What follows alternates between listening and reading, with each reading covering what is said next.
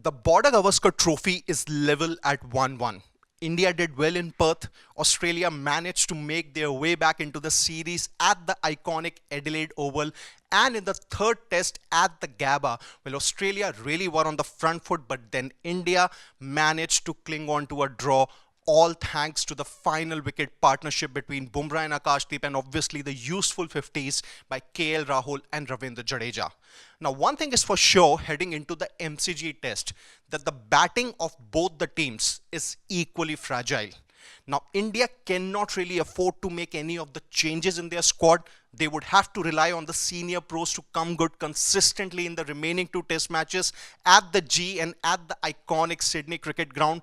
While Australia have made a couple of changes to their squad, Sam Konstas is in the squad. He's an uncapped player, an uncapped batter. He's come in for Nathan McSweeney. There's obviously Bo Webster. There's Scott Boland, who could make his way back into the 11. And there's also the return of pace bowler Jai Richardson, because Josh Hazlewood is ruled out. An Australian selector, George Bailey, also their former captain, he has made some interesting comments as to why Australia have made those changes. Well, Bailey, he said that we would like the ability to throw something different at India as far as those squad changes are concerned. I don't think the top six has quite functioned to the level that we need. And maybe if we just go as far as the last statement is concerned, Australia's top six hasn't really been up to the mark. Khawaja, who was basically tipped to be Australia's leading run getter against the strong Indian attack, he has actually failed to get going.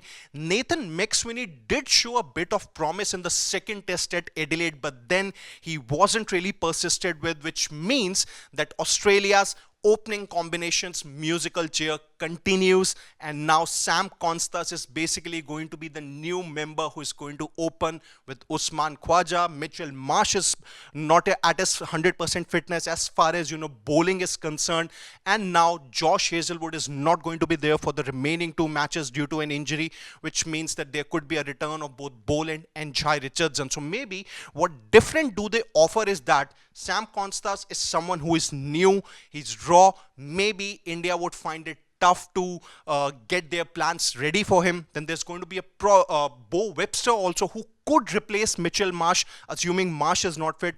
Once again, Bo Webster, someone who is going to be an unknown commodity for India, and Jai Richardson. Now, assuming he plays ahead of Boland, not at the G, but SCG for that matter, he could really be an important factor for Australia because of the raw pace that he brings in. So maybe that's the kind of changes that Australia have made so as to throw India off their game, or maybe bring in a surprise element as far as the visitors are concerned.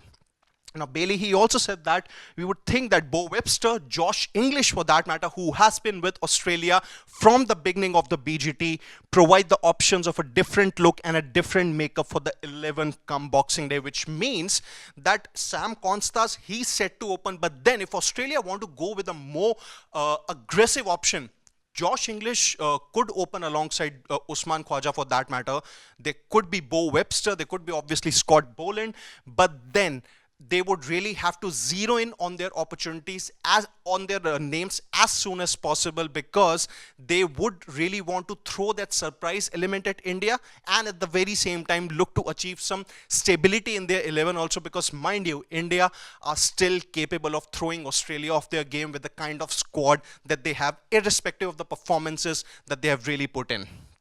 Now, Bailey also said that you're always looking for senior players to really be the leaders, specifically to Usman Khawaja.